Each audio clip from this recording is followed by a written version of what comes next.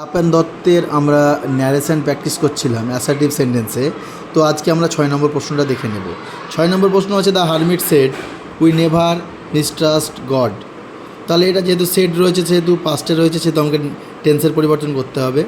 তো আমরা উত্তরটা দেখে নেব। The hermit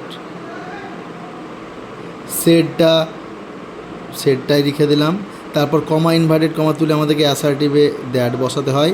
said that we বলতে আমরা বলতে তারা, তাহলে উইয়ের প্রোনাউন যদি আমরা চেঞ্জ করি তাহলে সেটা হয়ে যাবে দে। নেভারটা লিখে দিলাম নেভার, এবং বাকি যা রয়েছে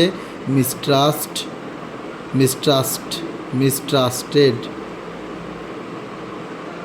ভিটু ইউজ করলাম, এবং বাকি পড়ে রয়েছে গড, এবং গড লিখে দিলাম। তাহলে উত্তরটা হয়ে গেল the hermit said that they never mistrusted god.